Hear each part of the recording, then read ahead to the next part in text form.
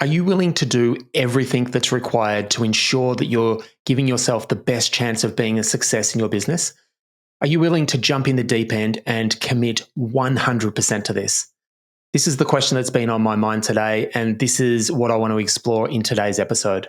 If you've been struggling with consistency, stress, overwhelm in your business, my 5-minute daily planning continuous improvement checklist may be exactly what you need to get yourself really making the most of your day. It's been specifically designed to help entrepreneurs like you not only make the most from your career and the work that you're trying to pursue, but to help you start enjoying the journey along the way. So all you need to do is reach out and let me know, and I'll shoot it straight through, no strings attached. Hello, and welcome back to the From Zero to Marketing Hero podcast. My name's Paul Heron. I'm a life coach. I'm an entrepreneur. In some ways, I'm calling myself a podcaster now. I don't know how far that'll go. But I successfully managed to make my escape from the corporate world some years ago. I've been through all the ups and downs of starting a business and establishing myself, and I've come out the other side, and I've got a successful coaching business, and I'm proud to be able to help others through their own journey. This podcast is my latest attempt at ensuring that I continue pushing myself out of my comfort zone. Over the last 5 years, I have predominantly outsourced my marketing, and I recently decided that this is the year that I'm going to take ownership and responsibility and figure this stuff out for myself. My plan is to start really understanding my ideal client and their challenges at a deeper level, learn how to create and craft offers that resonate with them, and hopefully figure out how I can start attracting them into my world on my terms. I hope to not only document my journey along the way, I want to be interviewing interesting people that have value to add, and hopefully along the way you'll get some valuable insights and get to have a bit of a look at how some of the coaching methodologies and principles that I use are applied in real life. So without any further ado, let's get into today's episode. So this question of, are you willing to do what's required to succeed, has been on my mind. And I think it's a really interesting question to think through. Today, I want to share the top 4 things that really resonate with me and that I believe are most important to consider when trying to answer this question of, do I have it in me to commit myself to this and to follow through and do what's required? Before we get started on this, I also just want to quickly clarify that I am making the assumption that some of the work in deciding what we're actually aiming towards, what ultimate success looks like, what that ultimate destination point that we're working towards is. I want to make the assumption that we've done work to understand what that looks like. And I want to make sure that we have done the brutally honest review assessment work to figure out where we actually are right now. I think understanding these 2 points is essential for us to be able to make progress. I've touched on these points already in previous episodes. I might leave a link below if I can find those episodes. But I'm sure those questions will come up more and more as I go through this experience. But for today, I want to make the assumption that we are clear on both where we are and where we're going. And as I say, I want to point out the 4 things that I believe are essential in answering the question of, do I have it in me? Am I up for this? And am I committed to doing exactly what's required? And that leads me into the first point that I think is really important for us to consider when determining whether we're up for this. We need to understand whether we are okay with not knowing the entire route that we're going to take.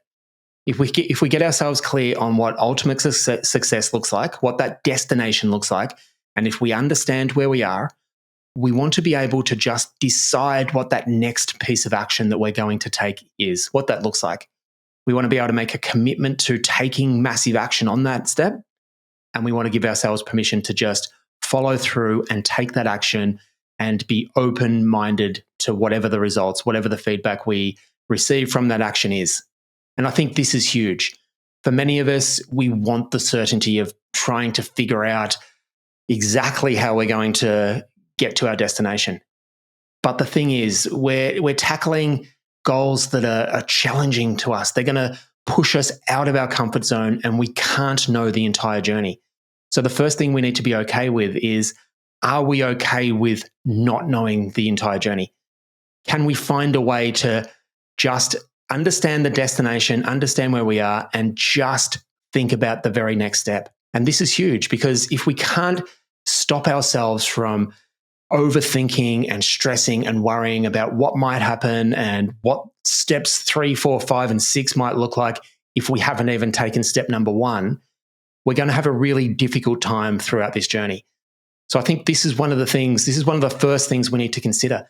Am I able to just trust the process, trust that I'm got a clear understanding of what the destination looks like, I understand where I am, and I'm okay with just committing to take action on this first step.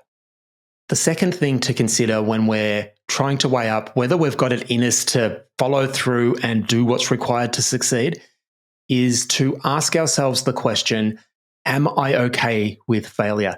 And am I okay with experiencing a lot of failure? This journey isn't going to be easy. It's going to be tough. It's going to be pushing us out of our comfort zone. We're tackling, most of us anyway, myself, I'm hoping you guys are too, you're tackling big, lofty goals that you have no idea how you're going to be able to get there. We're going to be needing to learn new skills that we currently don't have. We're going to have to apply a little bit of trial and error. We're going to have to try different things, and we are going to experience more failure than success. And understanding this is paramount to understanding whether we've got it in us. Some of us are okay with this. Some of us look at every single failure as an opportunity to learn and grow and work out what the next step's going to be. Some of us have a much harder time of conceptualizing how we move forward with failure and understanding how the distinction between trying to keep ourselves safe and protected and pushing ourselves out of the comfort zone actually works. So we need to understand where we sit. And this doesn't mean we need to be taking massive action, pushing ourselves far out of our comfort zone. We get to decide what those steps look like. Each step, we get to decide what that step looks like and how challenging it is for us. But we do need to understand that there will be failures along the way. We are pushing ourselves into brand new territory that we haven't been into before. There will be failures. There'll be a lot of failures. And we need to understand, are we okay with that? And are we up for that? Are we up for that challenge? Kind of following on from the last thing that we looked at there in terms of failure, the third thing that we want to have a look at and we want to assess is, are we up for the emotional roller coaster that this journey is going to be? It isn't going to be easy. As I mentioned earlier, pushing ourselves out of our comfort zone by definition is taking ourselves away from the safety and comfort of what we already know, and it's pushing ourselves into new territory. Even when things go to plan, when we're tackling new activities, when we're learning new skills, when we're pushing new boundaries, we are not going to be feeling comfortable. We're going to have worry, we're going to have some nerves, we're going to have butterflies in our stomach, we're going to have excitement, we're going to have to deal with the uncertainty of what's going to happen after we do this new thing that we've never tried before. The feedback that we get is going to be challenging at times for us to take. Sometimes we'll have massive successes and that will feel fantastic. Other times there'll be complete disasters, and we're going to have to be able to be okay with managing that emotional response that we have. And we're going to have to get really good at getting ourselves back into form, back into a place where we're able to tackle that next challenge as quickly as we can. And this needs to be the goal.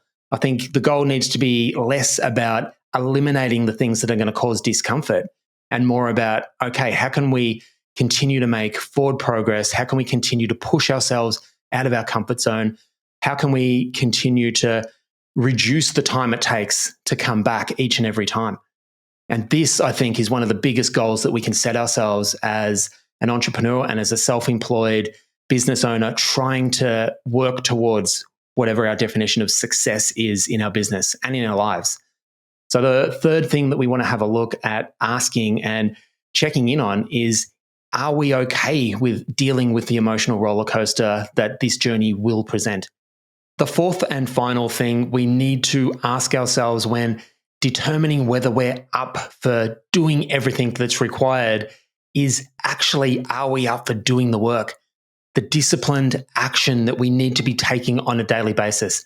And this is huge. There are so many things available to us that we could be doing, but there are very few things that are actually going to move the needle forward on a daily basis.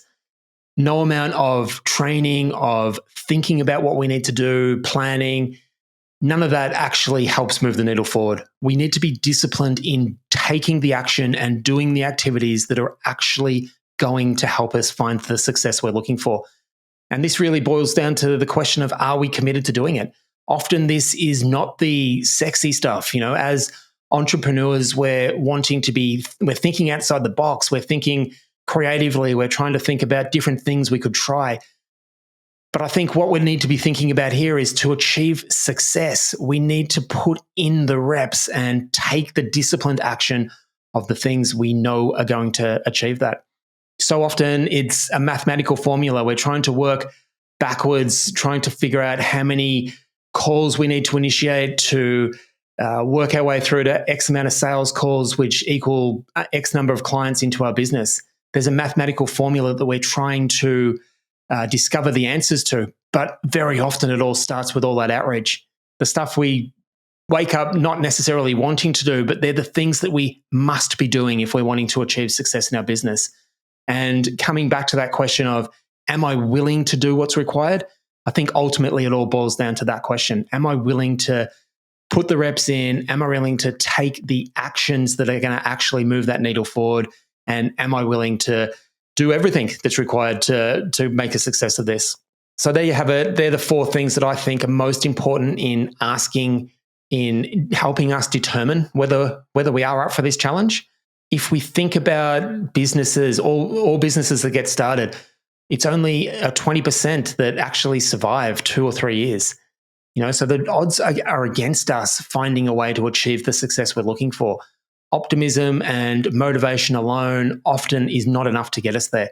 We need to actually decide and make decisions on whether we have what it takes to see this through and to come out the other side with a successful business and a successful life that we're able to create for ourselves that allows us to do everything that we're wanting to do. And, for me personally, getting this balance right is something that's really, really important.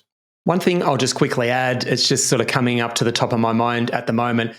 Earlier, I spoke about really understanding where we're starting from and the ultimate goal, the destination we're moving towards.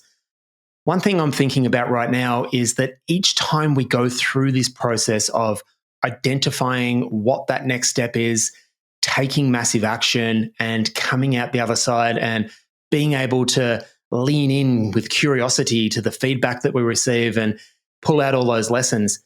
Every time we go think about the next step, those 2 points may have changed. If we've taken massive action, if we're at our starting point and we've gone through a phase of massive action, no doubt we are at a different point along the road. We're at the start of step number 2. We're in a completely different place. And that may even have had an influence on the final destination. We may have learnt something that has made us or led us to a place where we've pivoted and slightly altered that destination. So every time we go through this process, those 2 points are slightly different and we get to start again.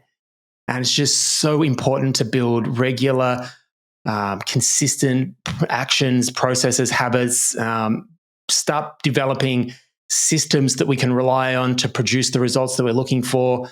This is just a continuous process that we just keep taking repeated action towards until we hit those goals that we're looking for, and until we achieve that definition of success that is so important to us. So, I think this is a really interesting conversation. Some of us along this journey will decide that maybe this isn't for us, and we can pivot and make different arrangements about what we want to pursue next.